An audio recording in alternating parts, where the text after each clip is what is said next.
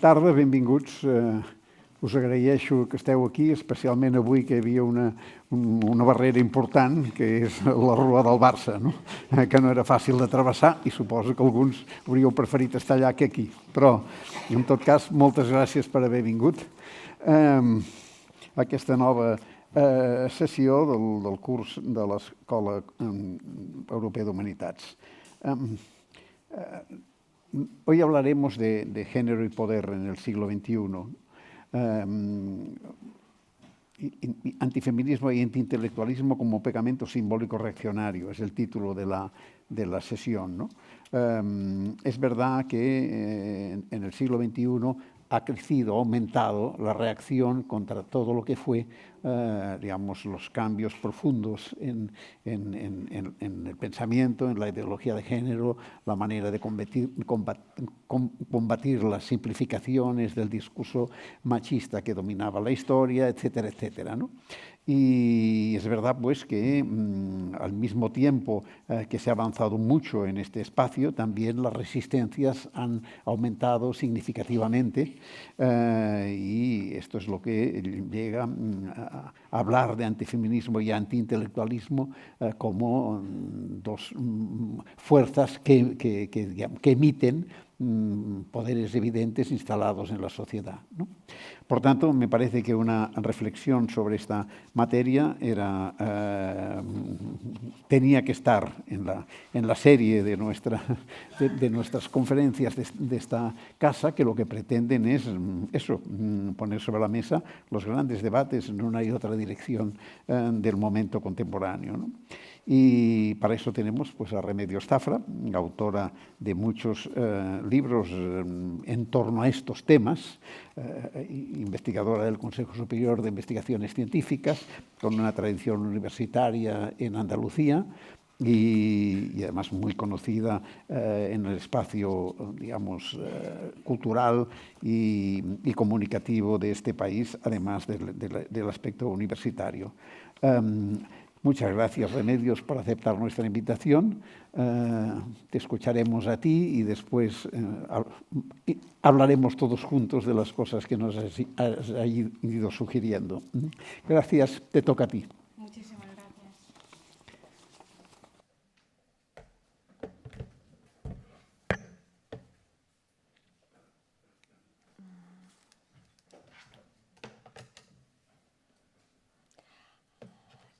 Muy buenas tardes y muchísimas gracias a Josep, a la escuela, a la organización por vuestra invitación. Es un honor. A las personas que estéis aquí, no os podéis imaginar cómo os agradezco en un día tan singular, en una tarde tan singular donde todo, supongo, ha sido un obstáculo para venir y habéis venido. Bravo, gracias.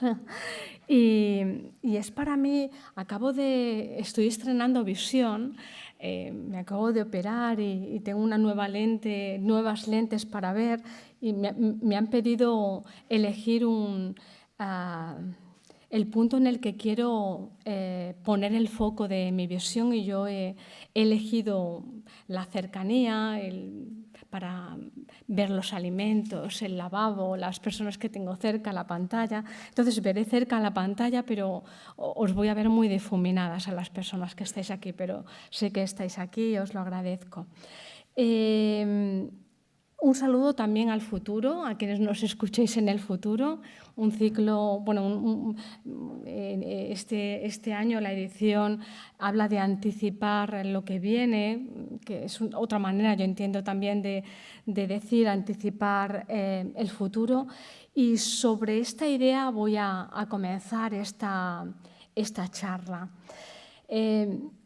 Anticipar el futuro suena idóneo para el feminismo, del que aquí hablaré, porque mirar al pasado habitualmente nos ha provocado dolor por la subordinación de las mujeres, tendencia hacia la victimización y en cierta forma, el cambio de siglo se caracterizó por integrar el futuro en la reflexión feminista. Mirar al futuro no ya solo para soñarlo, sino para imaginar críticamente lo posible y anticipándolo poder intervenirlo, pensar imaginar, intervenir, son palabras aquí bienvenidas. El cambio de siglo se llenó de ficciones político-poéticas con este cometido. Y hecha esta introducción al tiempo al que miramos, pero centrados en el presente en el que hablamos, lo que quiero compartir tiene que ver con la anticipación crítica que quienes llevamos años trabajando sobre Internet no está en el título, pero estará muy presente en esta charla, quienes llevamos años trabajando sobre Internet hemos denunciado esa anticipación crítica sobre Internet que llevamos tiempo criticando. Trataré, por tanto, del riesgo de un mundo donde las redes y los entornos digitales, movidos por fuerzas mercantiles y monetarias, han operado impunemente como espacio público sin serlo y que en estos años acogen ese auge antifeminista paralelo a ese auge antiintelectual que aquí buscaré poner en conversación. Para situar el punto como punto de partida el asunto que os propongo, quiero comenzar por lo pequeño, llegando a lo cultural desde lo biográfico a partir de dos vivencias acotadas muy concretas. La primera tiene que ver con un joven investigador de mi contexto de trabajo que conocí hace muy pocos años. Se definía como chico, heterosexual, feminista, y no se definía, pero yo lo defino, era también un fantástico pensador y estudiante. Este chico me habló con gran angustia de su desconcierto respecto a cómo vivir su masculinidad. Decía sentir miedo a ofender a sus amigas, resentimiento por percibirse culpabilizado por ser hombre y sentía además una gran inseguridad al no encontrar referentes claros. Con la honestidad que nace de la conversación íntima, este chico reconocía incluso comprender el sufrimiento y la desorientación de algunos jóvenes que pueden verse atraídos por la manosfera. La manosfera, como seguramente sabéis, o machosfera, es ese ecosistema internacional que difunde antifeminismo y que refuerza el orden patriarcal especialmente mediante las redes.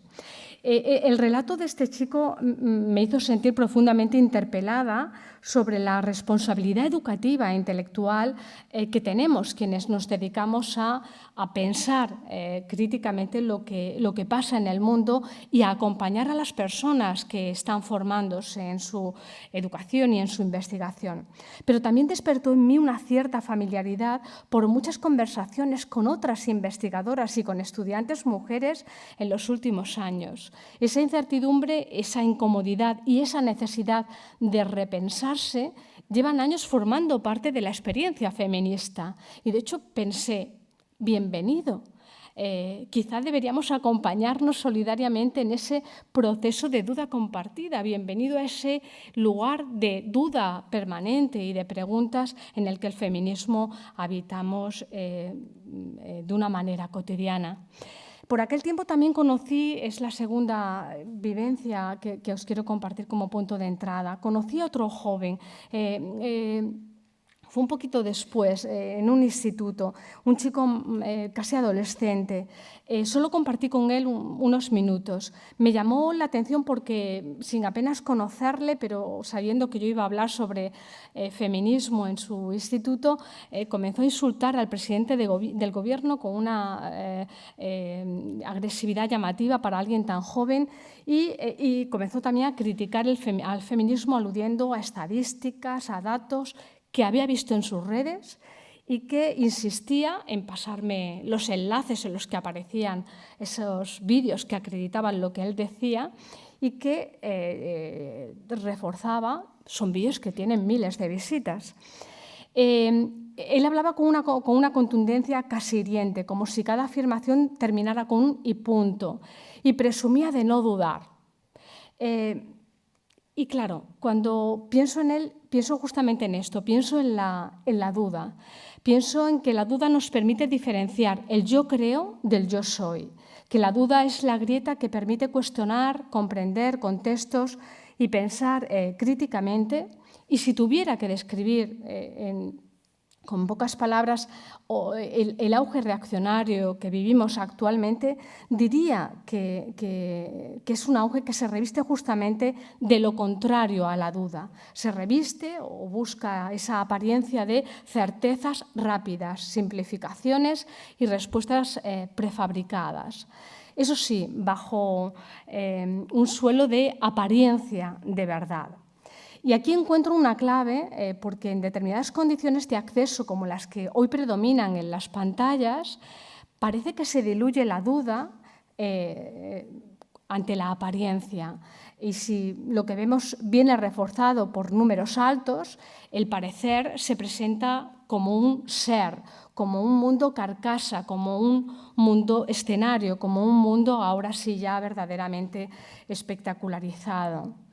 Estas breves semblanzas de la complejidad actual creo que hablan de la confusión de muchas de nuevas masculinidades y la atracción que ejercen los discursos del resentimiento frente a los avances en igualdad, dibujando un contexto donde incluso quienes callaban asintiendo ante las políticas de igualdad en las últimas décadas, y pienso en tantas personas, pienso en algunos hombres, en algunas mujeres, en algunas personas que en estas 3 últimas décadas de estudios de género y de políticas de igualdad en los contextos especialmente institucionales callaban, asentían, pero cuando salíamos al patio, a la calle, ironizaban con el lenguaje inclusivo o resoplaban con la discriminación positiva y ahora, en los últimos tiempos, ven una oportunidad de sumarse a posiciones críticas con lo que no llegaron a comprender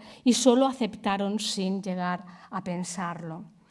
Lo que busco observar en este contexto es cómo el crecimiento del antifeminismo ha avanzado junto a una degradación del pensamiento y del valor del conocimiento, ambos impulsados por las redes sociales y la vida digital en un contexto tecnoliberal o en un contexto tecnocapitalista marcado por esa primacía del valor mercantil y monetario ante otro tipo de valores. De forma que cuando se debilita el pensamiento crítico, también se debilita nuestra capacidad de reconocer las desigualdades sobre las que se construye la injusticia social. Por eso, antifeminismo y antiintelectualismo no me parecen en absoluto modelos separados, sino que me parecen que están interrelacionándose. Fijaos, por otra parte, cómo, como punto casi de partida también a nivel conceptual, el feminismo ha estado profundamente unido a la celebración del pensamiento humanista más comprometido, y no es en absoluto baladí a poco que observemos cómo han sido los periodos de ilustración y los momentos de transición hacia formas sociales más justas y liberadoras cuando ha surgido con más fuerza la reivindicación feminista, de forma que la conciencia y los logros de igualdad aumentan cuando la educación es una protagonista social. En el actual marco tecnoliberal, definido por ese poder del mercado paralelo o coincidente con el poder tecnológico, cuando hablo de antiintelectualismo, no estoy hablando exactamente de antiacademicismo, aunque puede estar también vinculado. Por antiintelectualismo me referiré más bien a las actuales formas de degradación del pensar animadas por la época y que comentaré iré desglosando más adelante. Formas que se caracterizan por esquivar el pensamiento profundo, por simplificar la realidad, eliminar contexto y matices, desacreditar el conocimiento consensuado científicamente, distorsionar el diálogo y sustituir reflexión considerada como lenta y molesta. Ya sabéis esta cosa, además hoy con las inteligencias artificiales tan cotidiana, ¿para qué voy a pensar o para qué voy a memorizar si pulsando un botón o escribiendo la pregunta ya tengo la respuesta? Esa delegación masiva y automática en las inteligencias artificiales pone en cambio, en forma de transformación, pero también en riesgo las capacidades cognitivas y alienta hacia una cierta atrofia cognitiva o hacia la especulación sobre ella, cuando menos, ¿no? Y os decía que sustituir reflexión, esa lenta y molesta, por reacción rápida y sencilla, como algo característico también del antiintelectualismo en las redes. El antifeminismo, al que aquí me refiero, nace en las redes sociales y se caracterizaría por negar la existencia de desigualdades estructurales entre hombres y mujeres, presentando el feminismo como una ideología perjudicial para los hombres, defendiendo la necesidad de volver a modelos tradicionales de familia y organización social. En este contexto, propongo centrarnos en la estructura red que ha favorecido de manera radical esta convivencia, y en tanto es aquí donde, a mi modo de ver, hemos aceptado, sin la necesaria resistencia, la normalización de un habitar previamente boicoteado, que dificulta el diálogo, la información veraz, el pensamiento y los valores no mercantiles como la responsabilidad ética. Es decir, critico cómo las redes llevan tiempo posicionándose como ese espejismo de espacio público, siendo un espacio previamente boicoteado, un espacio sobre el que quienes trabajamos sobre Internet desde los años 90 hemos venido señalando, cuando a partir especialmente de 2003 comenzó a sostenerse sobre una suerte de territorialización privada, sobre empresas tecnológicas que asumieron la misión de crear espacio público o de territorializar esas redes sin advertirnos o pasando por alto que lo que estaban creando era esa estructura viciada para estas cuestiones que dificultan el pensar que aquí estoy criticando. Porque naturalizamos que las redes son espacio público sin serlo, siendo cajón desastre de fragmentos de yoes movidos por el poder tecnológico y del capital hoy coincidente, cajón desastre además de sucedáneos y excedentes, no solamente de producciones que cada cual va proporcionando, sino que cada vez más también conviven con las propias creaciones derivadas de la inteligencia artificial. Fijaos además cómo, mientras el antifeminismo ha negado y niega la desigualdad, el antiintelectualismo ha necesitado debilitar las herramientas que permiten verla. Y mientras la educación y el pensamiento requieren atención, tiempo y condiciones no precarias, las redes y las plataformas digitales, bajo estas fuerzas monetarias que os comento, en cambio, están diseñadas para premiar no ya el tiempo profundo, sino más bien lo inmediato, lo emocional, incluso también lo espectacular. Como efecto, favorecer la desinformación o favorecer los bulos bajo la primacía del valor escópico. El valor escópico es el que alude a lo muy visto, ese que iguala ojos a capital. Ese valor se posiciona frente a cualquier otro valor ético o social. Propongo en esta introducción un breve retroceso temporal para sumar una pregunta a esta relación antiintelectual, de auge antiintelectual y auge antifeminista. La pregunta del cómo hemos llegado hasta aquí, en la que ya he insinuado alguna referencia. Porque mientras preparaba esta charla no deja de recordar la transformación vivida en este cambio de siglo, donde feminismo e Internet se presentaban como grandes revoluciones, feminismo como la gran revolución de la humanidad y que tomaba fuerza a finales del siglo XX, e Internet como la gran revolución del cambio de siglo. Y no diría que ese principio de siglo era otro tiempo, pero claramente aquella primera Internet era otra Internet. Una Internet sin las redes de ahora, sin la cesión a los oligopolios digitales que siguen creando esa ilusión de espacio público donde hay contexto mercantil de control, de acreditada y reconocida adicción a redes y especialmente de rentabilización de la vida online, bajo el implacable poder de la audiencia, de ese valor escópico que os comentaba.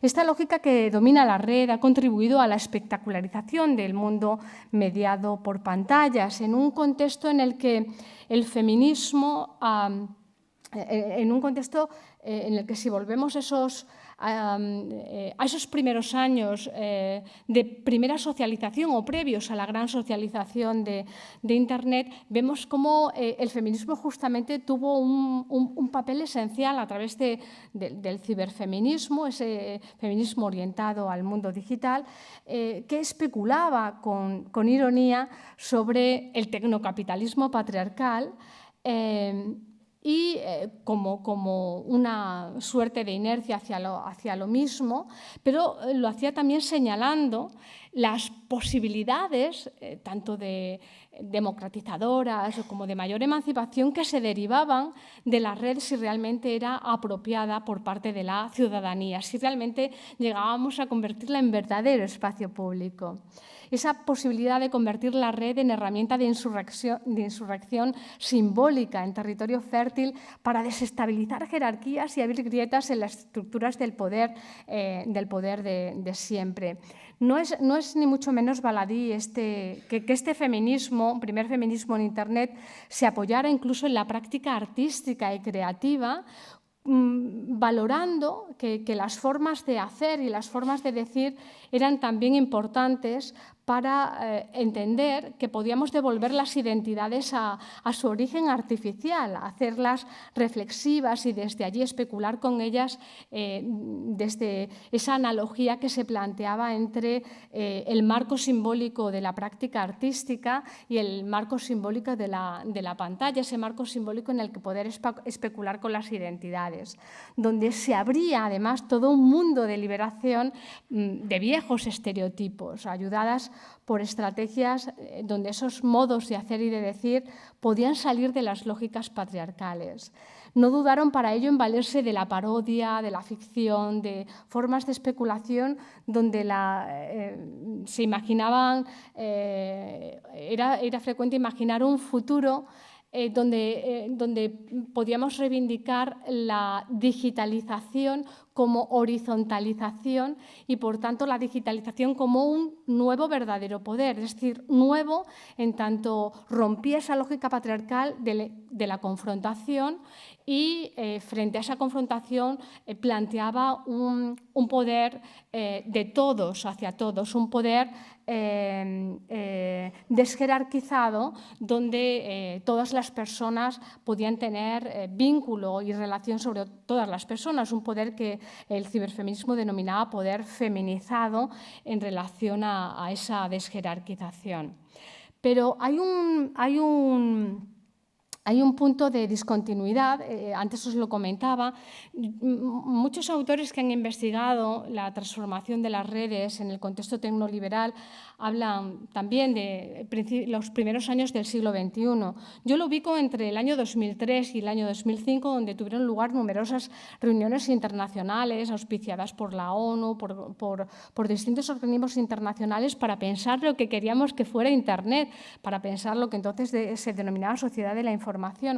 Y fueron en esas reuniones donde se cedió el poder a las empresas tecnológicas con la aquiescencia de gobiernos, organizaciones y sociedad civil paralizados ante la decidida conquista mercantil de Internet bajo eufemísticos lenguajes donde las empresas hablaban de crear vínculos, afectos a través de gustos que permitirían, como permitieron después, construir una estructura con apariencia de red afectiva, pero que era realmente una estructura de vigilancia y adicción sostenida tal como hoy no, conocemos, ¿no? La red dejó de ser un espacio común para convertirse en un espacio de plataformas llamadas perversamente redes sociales, regidas por la apariencia y el mercado, bajo las premisas de la economía de la mirada, que podrían ser estas que os pongo en pantalla. El valor no es la verdad, el valor no es el conocimiento, el valor es la visibilidad. La visibilidad es lo que moviliza y la visibilidad es lo que renta. Enfatizo este suelo de mundo mediado por pantallas y redes porque es clave para entender la sintonía entre el auge reaccionario, antiintelectual y antifeminista a nivel planetario. Como sociedad considero que no debiéramos haber permitido que las redes crearan esa apariencia de espacio público, siendo escaparate de impostura y polarización, campo virado a la inercia conservadora y al cultivo de basura digital y de excedente que calienta ánimos y daña al planeta.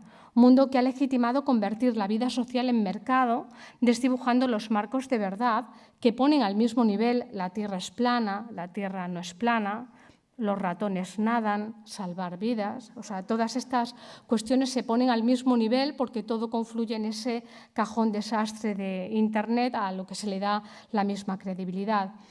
Poniendo también al mismo nivel de la desinformación respecto a los estudios antropológicos o de otra índole académica sobre la diversidad de género y poniéndolos al mismo nivel, por ejemplo, de las afirmaciones de Donald Trump cuando comenta esto de a partir de ahora solo se reconocerán dos géneros, masculino y femenino. En su gobierno, en su discurso de investidura, planteaba que esto sería así. Esto me parece importante para hablar también de género y poder, porque qué concreción más sublime para un poder dejar claro que, como parte de su ejercicio, desde determinado momento, determinadas palabras y eventos significarán una y no otra cosa, como si el mundo de fantasía de Alicia a través del espejo se hubiera apropiado del mundo material y la cuestión que importa dejar a bien claro que más allá de los significados convenidos, estudiados, reflexionados y asentados colectivamente, el asunto buscara hoy reconducirse con claridad obscena a ¿quién manda aquí? Esa pregunta que Humpty Dumpty hacía a Alicia. ¿Quién manda aquí? La cuestión no es si tú tienes o no poder para decir que las cosas significan esto o aquello, sino la cuestión es si tú tienes poder, si tú puedes decir que eres quien mandas. Entonces la pregunta deja de ser semántica y se convierte en política. ¿Quién tiene hoy el poder para imponer o cambiar mundo simbólico? En este giro hacia el poder reaccionario de los últimos años también habría un elemento central que quiero poner en valor, algo que afecta tanto al feminismo como al trabajo intelectual y que a mi modo de ver es importante y tendría que ver con la deformación o denominaría también degradación de las maneras de vivir el tiempo. Esto me parece interesante, cuando menos, para hablar de esta relación.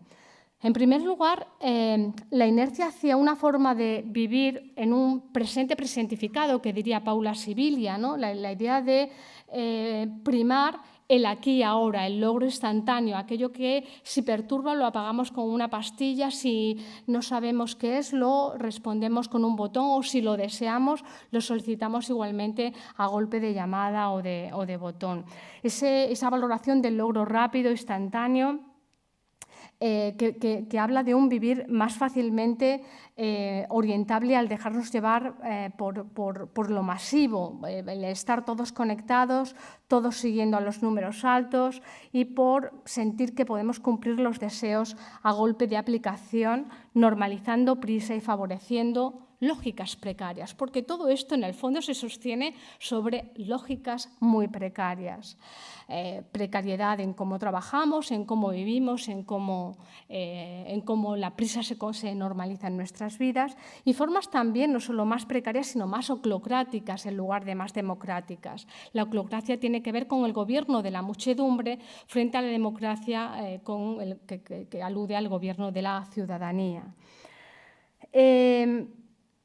No es un asunto trivial esta del presente que os comento, porque el tecnocapitalismo actual ha contribuido también a esta degradación del tiempo que os comento. Tiene que ver con el presente presentificado y tiene que ver también con una visión del futuro que rompe su vínculo con la esperanza y con un pasado manipulable. Y es a estas dos ideas que quiero referirme.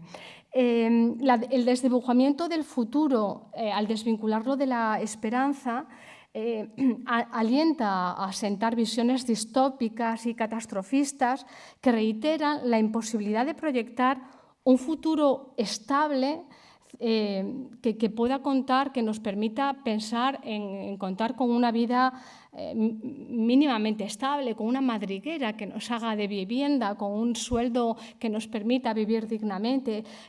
Así la proyección sobre, sobre el futuro sin esperanza o el futuro pesimista se asienta en estas ideas, en esta vida de presente continuo y competitivo, donde se rivaliza con los otros y donde se alienta al aquí y ahora y al piensa en ti mismo y no tanto piensa por ti mismo. Es importante esta preposición. Piensa en ti mismo y, por tanto, busca tus fórmulas para tu éxito, y tu éxito es conseguir reconocimiento, dinero, a costa de la pérdida del vínculo colectivo. Y esto es parte de la argumentación que quiero aquí exponer. A mi modo de ver, esta flecha de doble sentido entre futuro y esperanza es el vínculo comunitario. Lo que rompe la unión, lo que desactiva el vínculo entre futuro y esperanza es justamente la desarticulación colectiva. En relación al pasado, esa degradación del tiempo vinculada con el pasado, tendría que ver con cómo también, si el contexto tecnoliberal favorece esa vida en presente continuo, dificulta el futuro con esperanza. En relación al pasado, vemos cómo el contexto tecnoliberal y las herramientas tecnológicas que pone a nuestro alcance hace que el pasado se convierta en algo más maleable que nunca, o más maleable que antes, cuando menos. Lo hace cuando se devalúa el estudio, el conocimiento interiorizado y la escuela, es decir, lo hace bajo lógicas antiintelectuales. El pasado se convierte en algo singularmente disputado desde narrativas que no suman historias de diversidad a las registradas o documentadas, sino que inventan o distorsionan las historias existentes, porque nunca antes fue tan fácil crear mentiras persuasivas que intervienen en la percepción del pasado, favoreciendo negacionismo y escepticismo.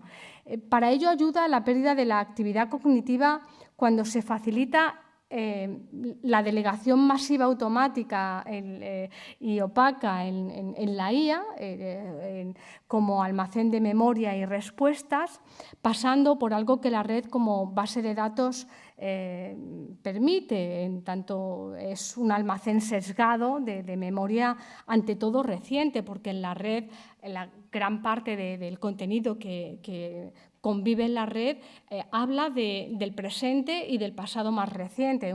Hay un gran déficit de ese otro pasado, esas historias del pasado no digitalizado. Ese contexto donde convive lo real con lo inventado, claro está. Así, por una parte, no conocer la historia no conocer la historia y acceder a su manipulación desde las redes contribuye a un mundo delirante sin pilares de verdad como los que construimos desde el conocimiento científico y desde la reflexión crítica como suelo de justicia e igualdad. Esta posibilidad de manipulación del pasado es algo de lo que se valen los movimientos antifeministas y antiintelectuales, en primer lugar valiéndose de la facilidad de la IA para crear apariencia de verdad de una manera muy sencilla,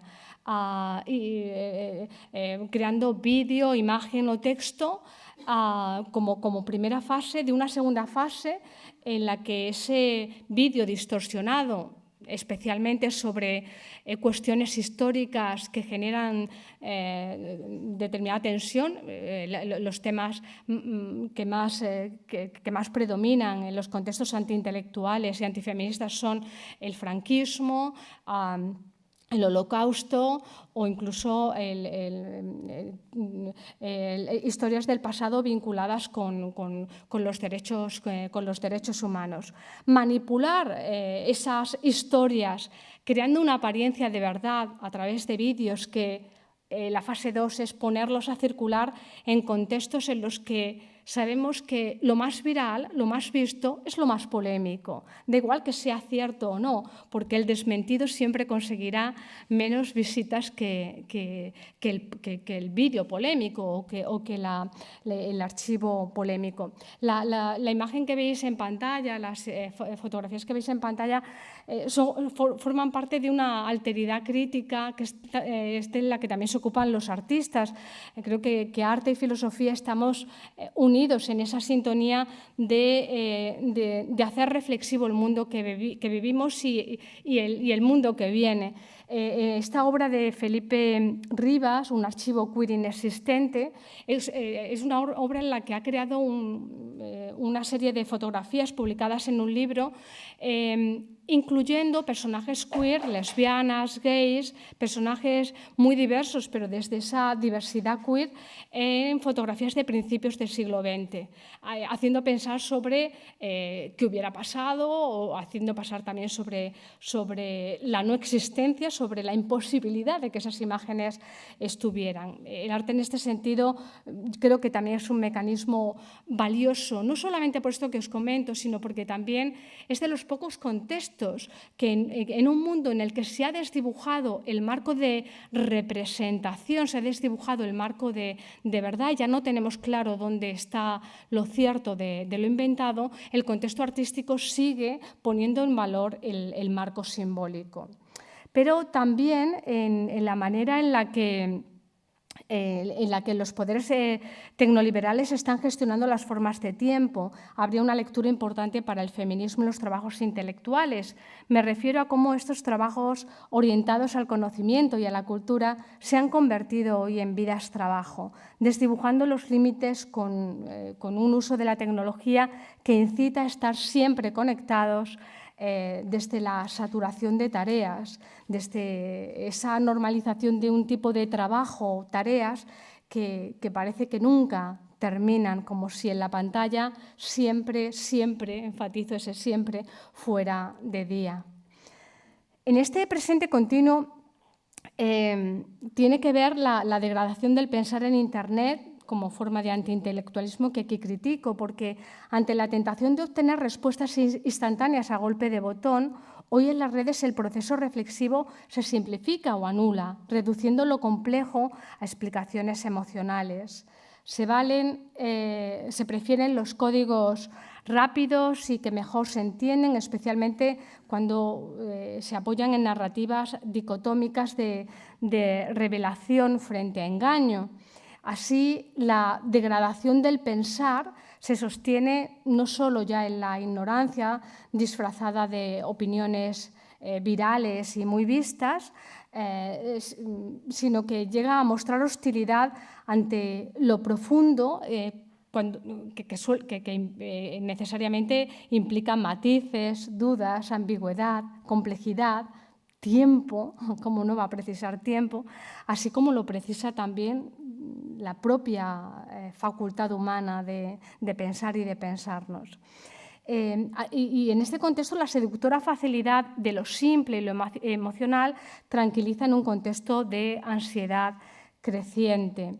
Como ejemplo, en el antifeminismo, expresiones del imaginario distópico como la pastilla roja de Matrix, para quienes estéis familiarizados con el contexto antifeminista y el contexto también de la manosfera, hay digamos un ritual en el que de una manera muy simplificada se da a elegir entre pastilla roja y azul, recordando esta mítica película y usando esta escena como base motivadora para captar adeptos en la manosfera, planteando que existe una verdad oculta que solo algunos han descubierto y desplazando el debate racional, porque lo que se busca no es contrastar argumentos o pensar, sino despertar, elegir entre dos. Y ese elegir entre dos debilita el pensamiento crítico y favorece posturas encorsetadas, posturas que se sostienen en compartimentos cerrados.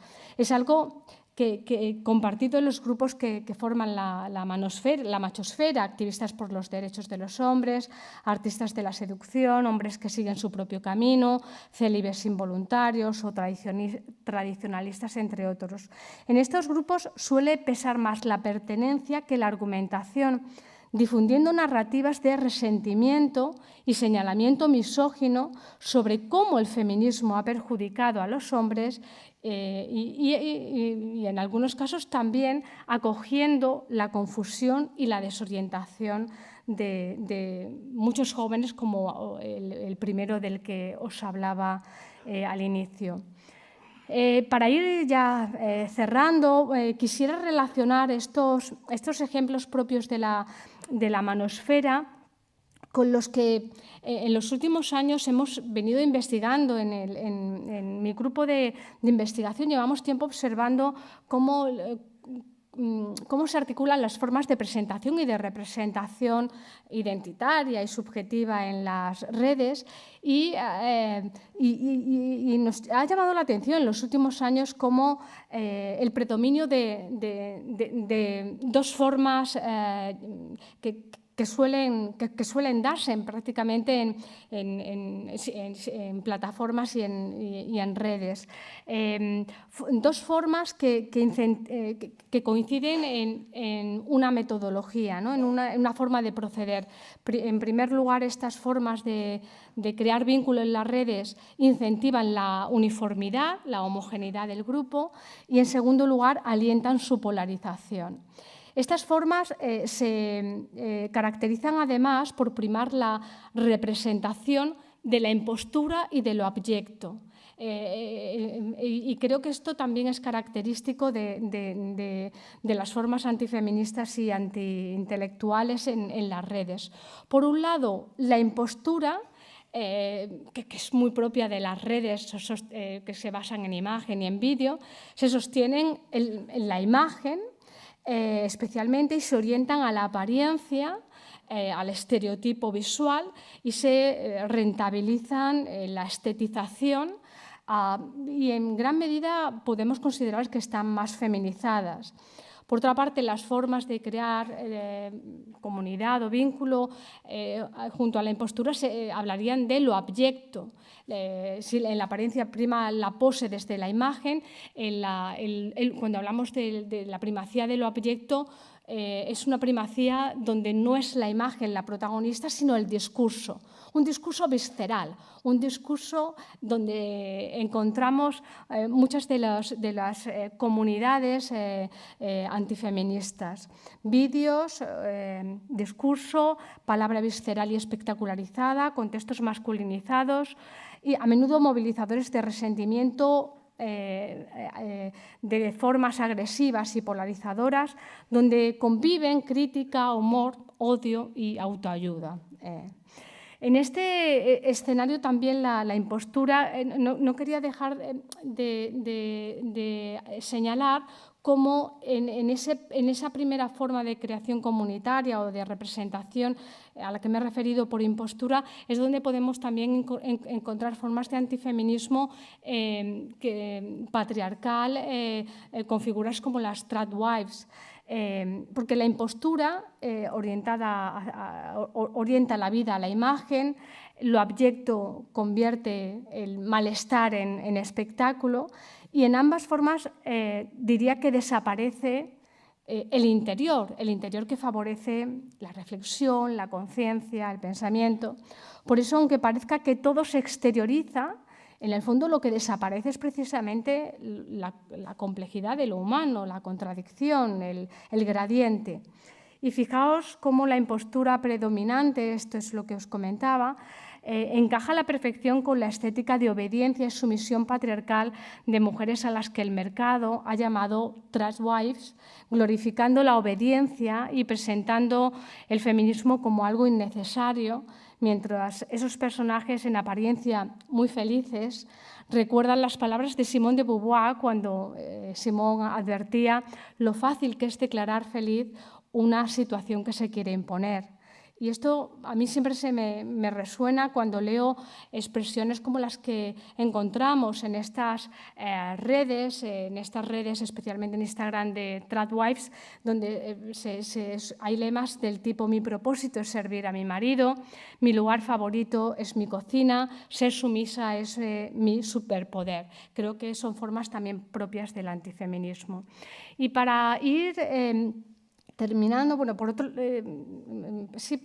intentar cerrar, diría que la espectacularización alentada por estas dos formas predominantes, impostura y abyecto, han contribuido a la sustitución de la deliberación feminista por el espectáculo en ocasiones relevantes. Pienso en los debates feministas recientes en el contexto español, especialmente en torno al solo sí es sí, o a la autodeterminación de género, y en cómo han sido absorbidos por la lógica polarizadora de las redes sociales, transformando discusiones complejas que necesitaban diálogo público, transformándolas en enfrentamientos simplificados y fácilmente viralizables, lo que requería reflexión colectiva, matices, mediación incluso pedagógica, ha quedado a veces reducido a consignas, bandos y dinámicas emocionales donde posicionarse parecía más importante que comprender o ayudar a comprender. Esta espectacularización ha favorecido la intervención de sectores reaccionarios que han inventado, distorsionado información, caricaturizando al feminismo y generando confrontación gamificada, un feminismo frente a otro feminismo, generando, por tanto, también desgaste. Al mismo tiempo, importantes cambios normativos que requerían debate y pedagogía han sido apropiados y espectacularizados, generando confusión y malestar social. El resultado es un clima donde la deliberación crítica ha corrido el riesgo y en muchos casos ha sido sustituida por el consumo rápido del conflicto, debilitando la capacidad del feminismo para procesar sus desacuerdos de forma productiva. Entre los ejemplos, afirmar que la brecha salarial es un mito, que las denuncias falsas son mayoritarias, las denuncias de violencia machista, de violencia de género, mostrar gráficas o porcentajes sin contextos ni fuentes verificables, prácticas donde la simulación intelectual sustituye la autoridad testada por visibilidad que a base de reiterarse se hace performativa, como si dijera: si lo parezco, soy, como si simplemente por ponerme una bata blanca diera por hecho que soy una científica. En este ecosistema digital, el antiintelectualismo reaccionario ya no se presenta necesariamente como rechazo explícito al conocimiento experto, sino como su simulación estética, sin asumir los criterios de verificación, contexto o rigor que legitiman el conocimiento. No se trataría, por tanto, de fabricar mentiras absolutas como de seleccionar datos parciales exagerando excepciones, descontextualizando información real para construir relatos ideológicos que aparentan objetividad. Esa sofisticación resulta especialmente eficaz en redes donde la rapidez del consumo informativo favorece la apariencia de solvencia frente al análisis crítico que cuando menos requiere algo más de tiempo, incluso requiere tolerar algo necesario, un malestar que contrasta con esa facilidad de lo simplificado, ¿no? Ese malestar fértil necesario para tomar conciencia y que en muchos contextos antiintelectuales tiende a ser estigmatizado y vinculando a emociones negativas todo lo que tiene que ver con el pensamiento y el abordaje y problematización de la complejidad. Si se anula el pensamiento crítico, la desigualdad se vuelve invisible y lo injusto se normaliza y se hace aceptable. En esa narrativa, las políticas de igualdad aparecen como imposiciones y los derechos de la diversidad sexual aparecen como excesos de una época supuestamente extraviada. Termino ya sí con dos ideas que de manera muy breve comparto, aunque la última entiendo que es más compleja, pero os animo a quien tenga interés, después podemos comentar las preguntas o bien incluso por correo electrónico podemos seguir planteándolas. Porque ante la pregunta ¿qué hacer? Lamento poner siempre más énfasis en la crítica, pero me parece importante hacer ese diagnóstico para también después poner en valor que por supuesto, hay cosas que podemos hacer, algo hay que hacer, algo tenemos que hacer. Y en ese algo tenemos que hacer os traigo esta referencia de Virginia Woolf, que me parece que puede ser una metáfora interesante para lo que os he comentado. En ella, aunque no puedo leerla, habla de cómo es un libro fantástico, 3 guineas sobre la guerra, muy acorde con los tiempos que vivimos, en las que se llama la atención al interlocutor de que si va por la carretera en una noche y tiene que encender los faros del coche, piensa dice Virginia Woolf, piensa en el conejo que se pone delante y que ante esos faros, ante esa luz contundente, ¿qué puede hacer un conejo en medio de la carretera? La respuesta habitual es achicarse, quedarse quieto, paralizado y adquirir lo que ella denomina una posición estereotipada. Es en este ejemplo donde ella identifica los faros con los contextos de poder, los contextos que cuentan con grandes medios, como hoy podría decir que esos medios son los medios digitales, ¿no? Esos medios que tienen tantísima luz y esa luz es reflejo de tanto poder que solo permiten posiciones estereotipadas y dificultan la capacidad de reacción. Frente a ese inmovilismo o eso que Simone Weil denominaría algo más odioso que el inmovilismo o el que tener una situación desigual, y es el estar en un compartimento estanco, el estar en una suerte de bucle donde parece que no vas a salir, ¿qué hacer? Virginia Woolf reivindica el papel de las outsiders, quienes trabajan con luz más baja en pequeñas comunidades, valorando también el poder de la sombra. Y en esa línea es donde reivindico que aunque frente a esas lógicas antifeministas y antiintelectuales que hoy predominan, afectadas por el tecnocapitalismo que acabo de criticar, me parece que sigue siendo necesario, esencial, mirar el aprendizaje que hemos adquirido del feminismo. Porque si comparamos si comparamos el feminismo como respuesta al patriarcado y pensamos en el patriarcado como forma opresiva, vaya, es que resulta que hay similitudes llamativamente curiosas entre patriarcado y tecnocapitalismo. Entre otras, hacer responsable a los oprimidos. En el caso del patriarcado, convertir a las mujeres en mantenedoras de un sistema que las subordina, en mantenedoras de ese propio sistema, esa perversión de hacerlas mantenedoras, o en el caso del tecnocapitalismo, convertir a los trabajadores en mantenedores de su propia explotación o autoexplotación. En el patriarcado y en tecnocapitalismo podemos ver también similitudes en cómo el patriarcado ha normalizado la presión de agrado, eso que decía Simone Weil, que es lo más duro de soportar, esa presión de tener que decir que sí, de sentir que hay que decir que sí en ese contexto patriarcal en el que se vive, y que hoy tiene muchísimo que ver con la complacencia del contexto digital y con el entusiasmo fingido en los contextos tecnocapitalistas.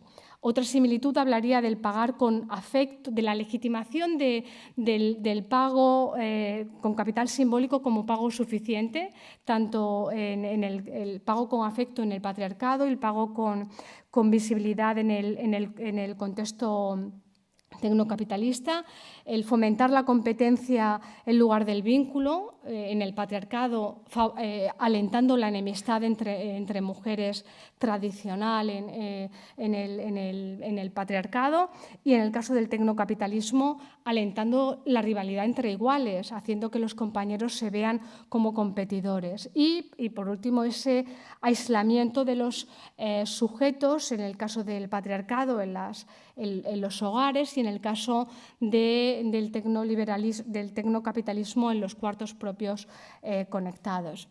Esta tabla, que es difícil de plantear y que las desarrollo en mi próximo libro, en ella desarrollo esas analogías para llamar la atención en las respuestas, que es con lo que quiero terminar.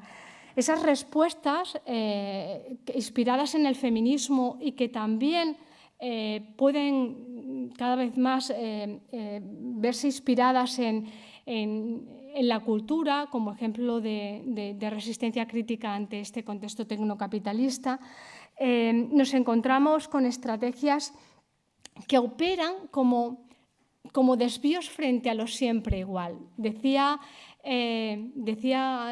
Simone Weil que desde un punto de vista moral, una organización, una estructura, aquello sobre lo que estemos pensando, puede resultar buena y positiva si favorece la igualdad, mala o negativa si favorece la desigualdad, pero llamaba la atención sobre un tercer punto. Decía, ojo, puede ser odiosa si genera compartimentos estancos. Esas similitudes a las que aludo en ese paralelismo entre feminismo y tecnocapitalismo favorecen en gran medida esos compartimentos estancos, especialmente en Internet. Internet es un contexto que favorece, que da la sensación, que nos da la sensación de estar activos, pero que favorece esta idea de compartimento estanco. Y en estas respuestas quiero poner en valor que es el desvío frente a lo siempre igual, donde Adorno ponía la esperanza, lo que rompe ese bucle o ese compartimento. Respuestas donde estaría la escuela y la comunidad, que siempre están en toda respuesta emancipadora, y aquí, de una manera más concreta, la conciencia comunitaria, la solidaridad en la negativa, ese decir no solidariamente, ayudados por las personas que están a nuestro alrededor. La desprecarización, la apropiación de los marcos simbólicos, la sororidad, ese gran ejemplo para la rearticulación de vínculo colectivo, y, por supuesto, la resignificación del tiempo. Con esa idea con la que ya os he citado, termino agradeciéndoos vuestra atención y os doy las gracias.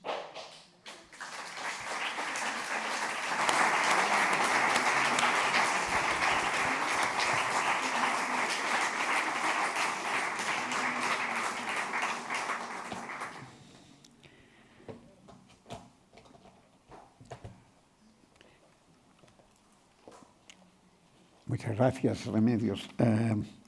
Vamos a ver, una de las cosas que me ha parecido interesante de que hace llegar la reflexión muy lejos de este planteamiento tuyo es que precisamente está la dificultad de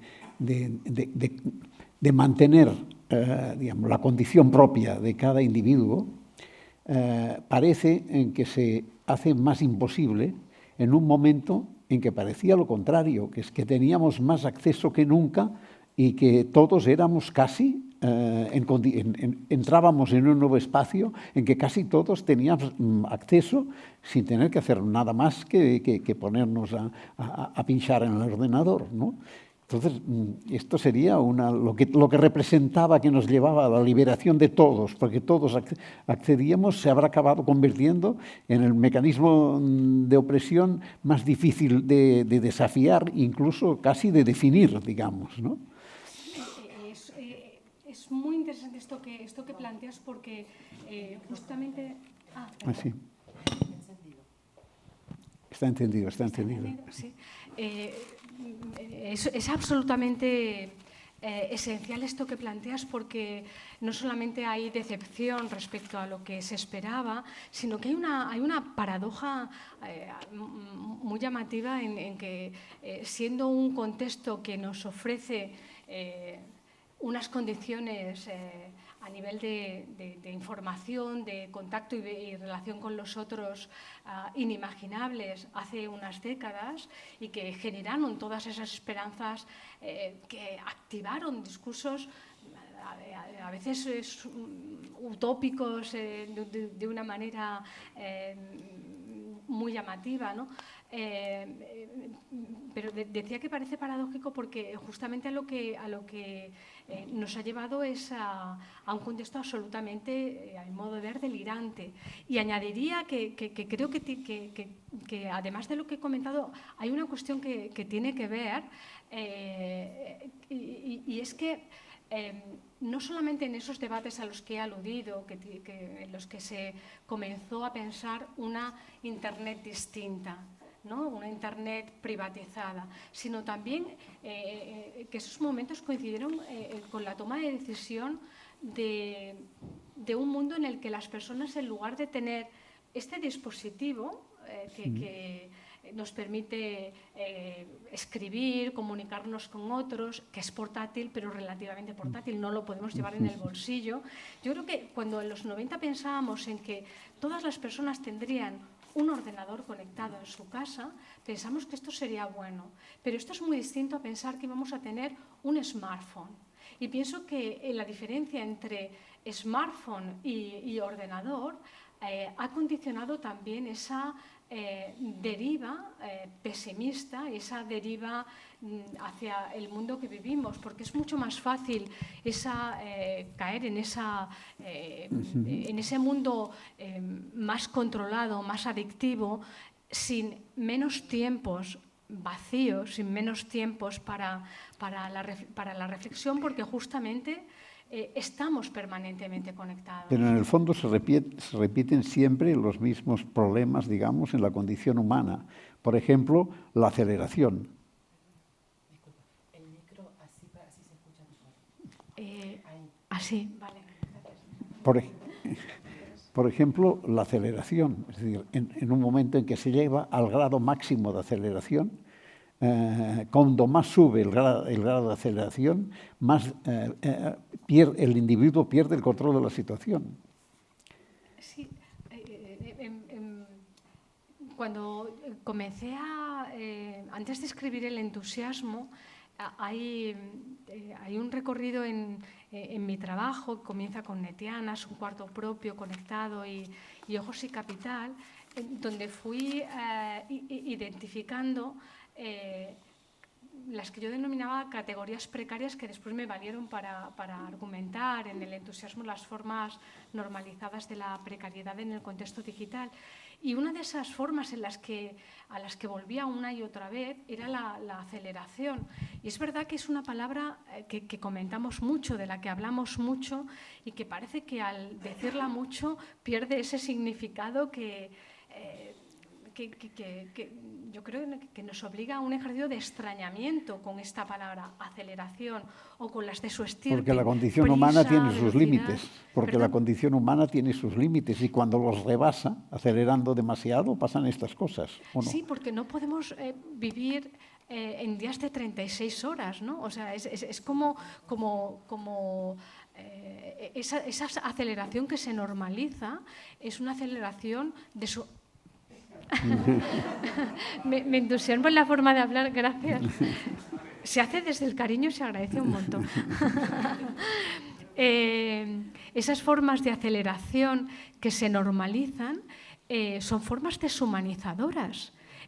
No hay cuerpo que resista y cuando a menudo nos quejamos de no puedo más, por muchas razones, no puedo más por el trabajo, los ritmos están presentes, porque esos ritmos hablan de una cadencia, de una cadencia que viene muy marcada por la posibilidad de tener siempre conectada una máquina donde el trabajo no termina. Para la mayoría de personas que trabajan con la máquina, que cada vez más son la mayoría. La presencia en la vida cotidiana es constante, ¿no? Sí, esa presencia que también distorsiona la vida y los ritmos de la vida. Horarios y calendarios. Horarios y bajo la sensación de que siempre es de día, ¿no? Como en esos almacenes donde ya hemos normalizado que no hay luz del día y en las que los que sentimos que podemos concatenar el consumo, comprar, ¿no? Pues en este caso es otra forma, ¿no? de la oscuridad, bueno, en este caso no de la oscuridad de la noche, ¿no? Porque es más de la luminosidad del día, del ser siempre de día. Una de las paradojas de esta situación sería que favorece más a la dominación que a la resistencia. ¿Más a la dominación que a la resistencia. ¿Por qué la resistencia no puede alcanzar más allá? Yo creo que es el kit de la cuestión, porque creo que tiene que ver, o diría que tiene que ver con la facilidad del mal. El contexto tecnoliberal en las redes favorece lo simplificado, favorece hoy quien quiera hacer las cosas rápido y quien quiera crear apariencia de mundo para seguir adelante, para conseguir un trabajo, para relacionarse, lo puede hacer. O sea, la tecnología nos permite hacer las cosas sin esos, sin esos, no llamaría esfuerzos, sin esas responsabilidades, sin esas tareas, sin esos ejercicios mentales que forman parte de lo humano y del trabajo cognitivo, que en muchos casos empiezan o empezarán a atrofiarse porque es más fácil dejarte llevar por los grandes números, dejarte llevar por esos dispositivos, a mi modo de ver, muy de época o que retratarían la época, como pueden ser los botones y las pastillas, son para mí formas de esa facilidad, de esa facilidad del antiintelectualismo, ¿no? De esa facilidad de evitar lo que perturba. Si antes lo que perturba, lo que nos ayudaba a pensar o lo que nos animaba a pensar nos generaba preguntas, nos animaba a leer, a hablar, a dialogar, ahora esa perturbación es enseguida, ¿cómo voy a tolerar este malestar que me está suponiendo pensar en esto? Pues siempre hay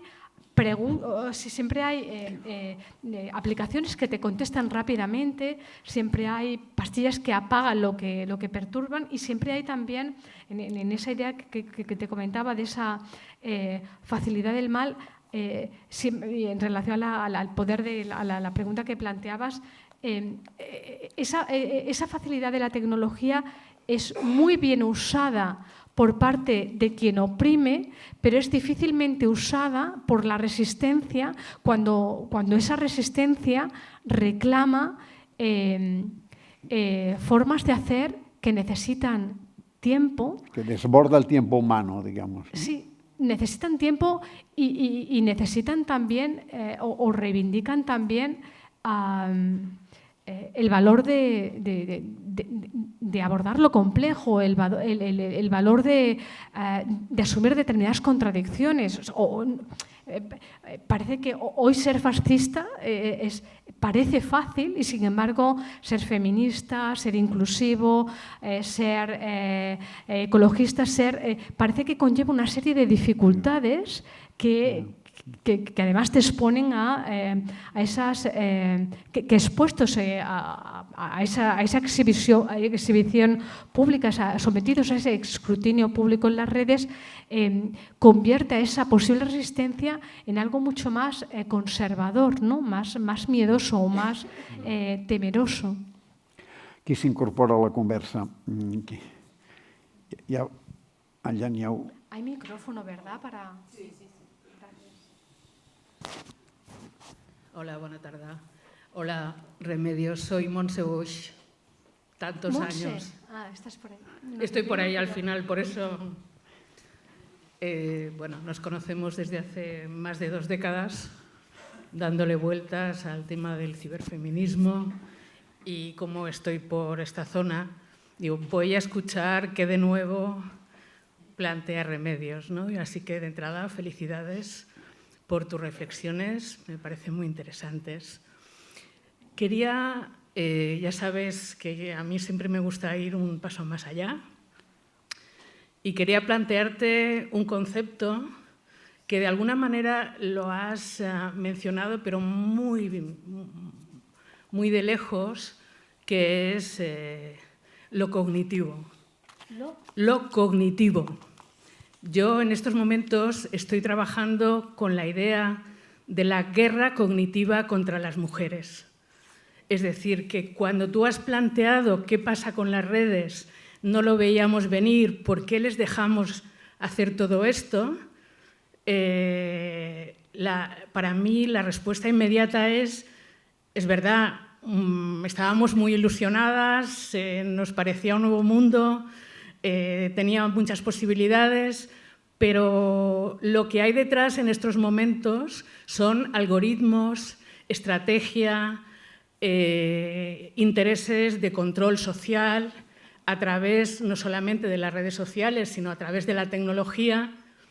De hecho, y ya con esto termino, con tu esquema final casi has llevado a la respuesta que yo creo que hay que empezar a preparar ante el manifiesto de Palantir. ¿Qué pasa? ¿Cómo vamos a responder y qué pasa? ¿Cómo afecta a los derechos de las mujeres con ese nuevo escenario que se está planteando, ¿no? Así que, bueno, en todo caso, para la reflexión, pero muchas felicidades porque siempre vas más allá. Y un placer verte, como siempre. Gracias. No sabes cuánto agradezco, aunque no puedo verte, pero te he escuchado y esto es emocionante porque Montse es una de las mujeres pioneras en el feminismo en red. Antes de que otras, cuando empezábamos a mirar la superficie, ella estaba mirando el código y creo que es muy interesante, pasadas 3 décadas de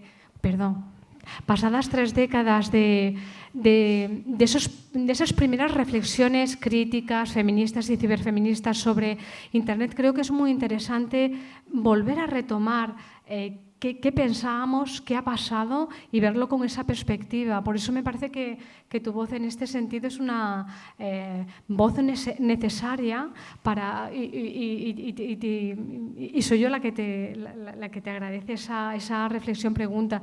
El énfasis que pones he entendido en lo cognitivo, claro. Sí.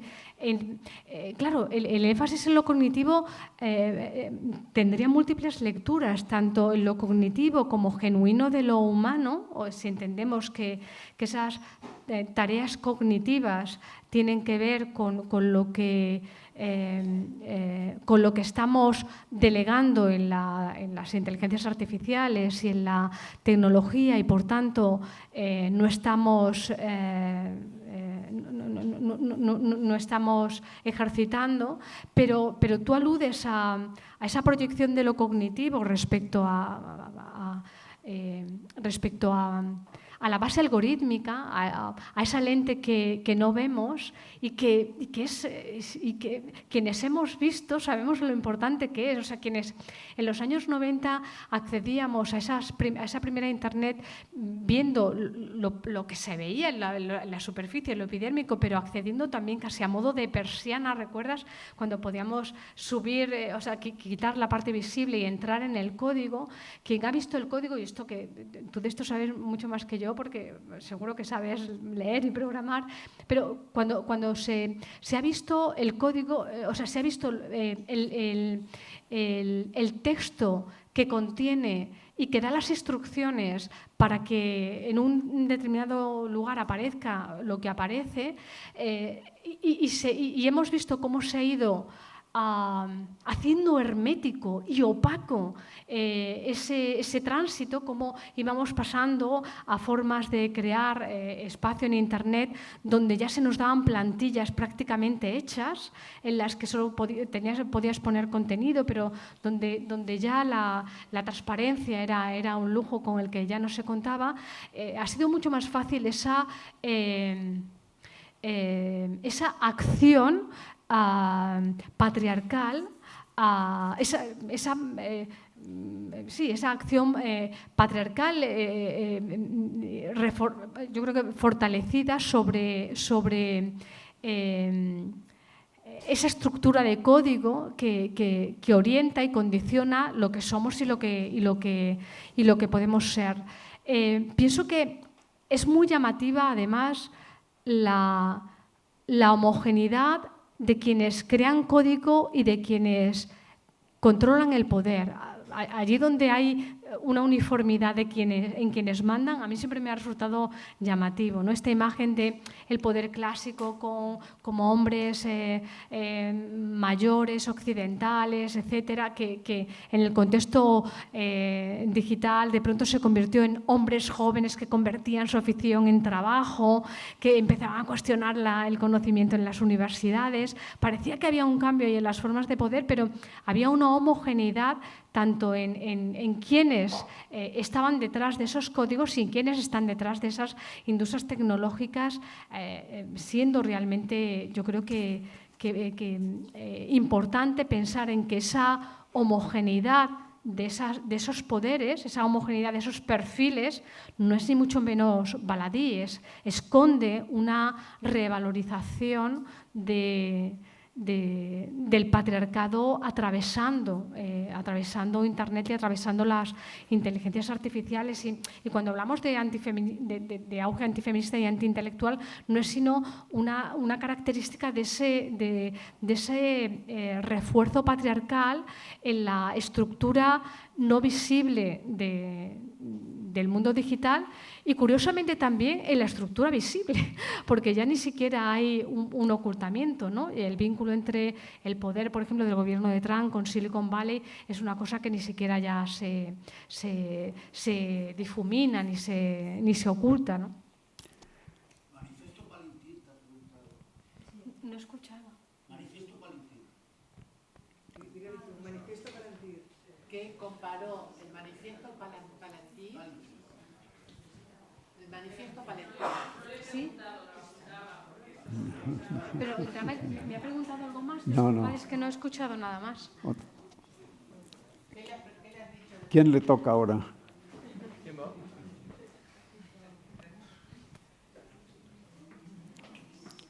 Yo pregunto. Sí. Disculpad la dificultad de ver y oír. Hola.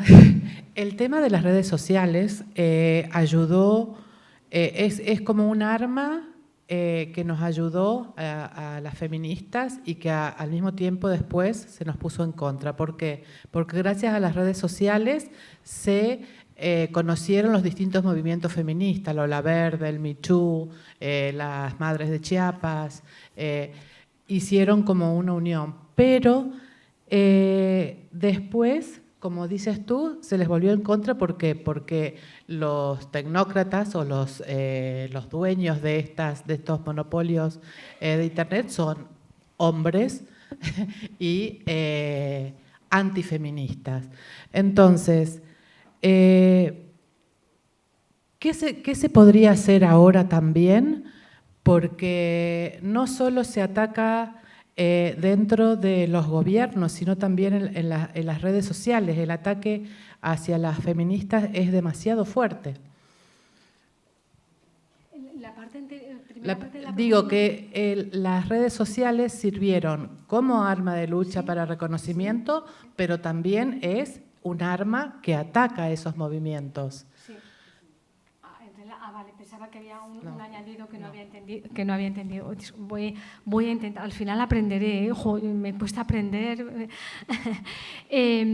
Muy interesante también esa relación, porque para el feminismo toda forma de red y de creación comunitaria ha sido siempre algo positivo. De hecho, uno de las distintas formas en las que podemos leer los ciberfeminismos de los años 90, primera década de los 2000, parecía que la revolución que se aventuraba o que se imaginaban tenía que ver con las formas de representación, con formas de representación más emancipadoras.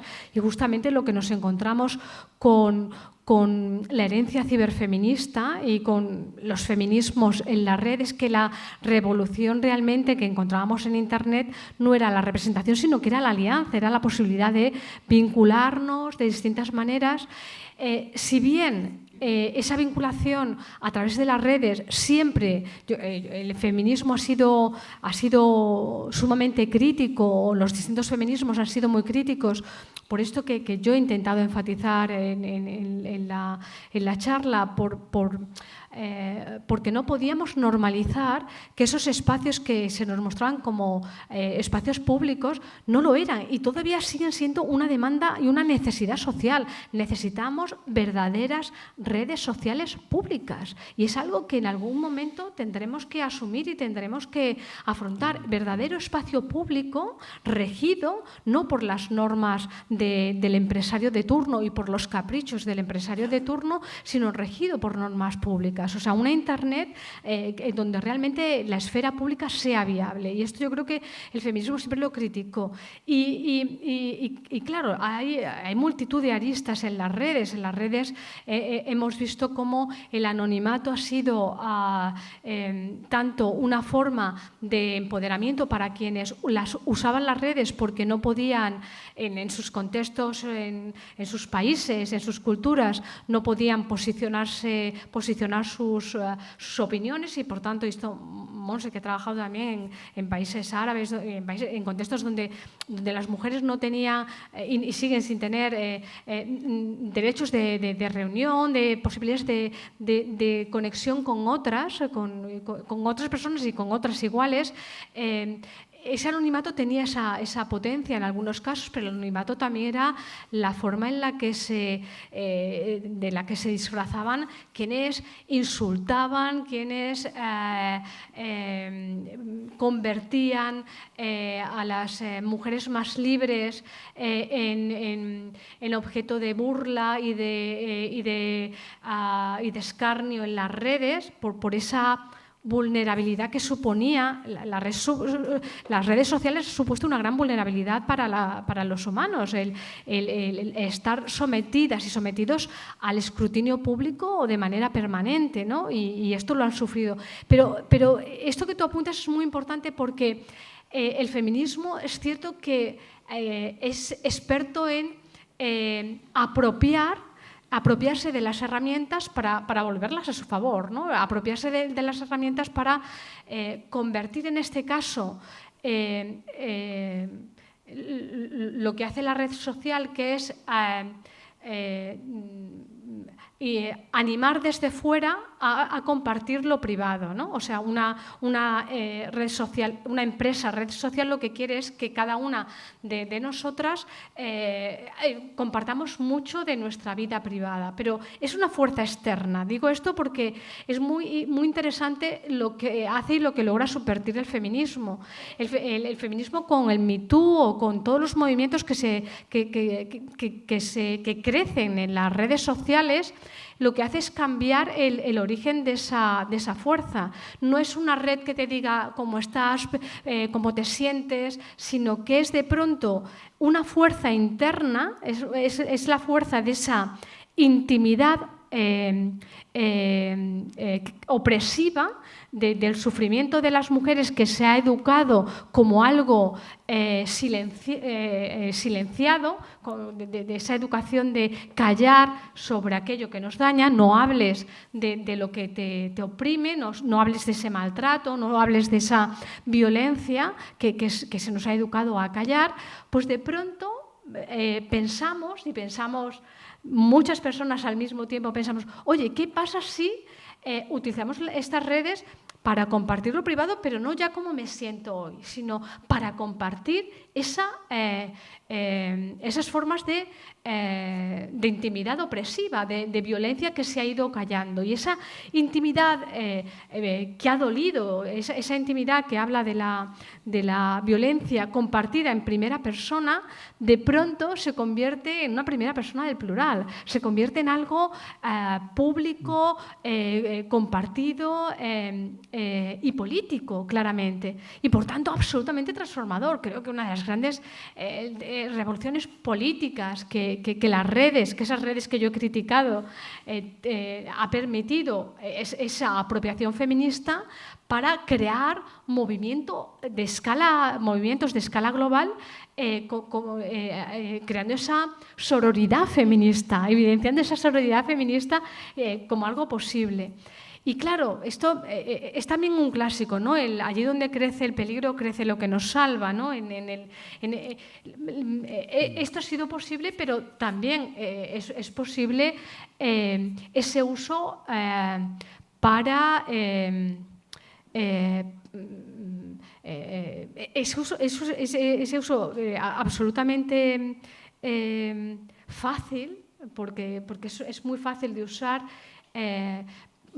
para el antifeminismo, ¿no? Los grupos antifeministas, yo creo que en este caso, además, utilizando distintas plataformas, tanto las plataformas que en el trabajo de investigación que hemos desarrollado llamamos de la presentación, así como las redes son plataformas más de la representación, más apoyadas en la imagen, hay plataformas más de presentación, apoyadas en vídeo, como Twitch, YouTube, etcétera, muy protagonizadas por hombres donde lo central no es la imagen y su estetización, sino que lo central es el discurso. Es lo que yo he denominado el discurso abyecto, ¿no? Yo creo que el antifeminismo comienza en gran medida por esos discursos que generan viralidad, que generan adeptos, y las redes entran ahí, yo creo, sobre todo, en compartir ese discurso abyecto, ese discurso antifeminista, convirtiendo la red en la herramienta de extensión masiva que va a favor, que en este caso va no ya a favor de crear una comunidad. La comunidad feminista, entiendo que es una comunidad que nace de lo que nos oprime, y la comunidad antifeminista nace bajo otras premisas, ¿no? Y con unas premisas también diferenciadas por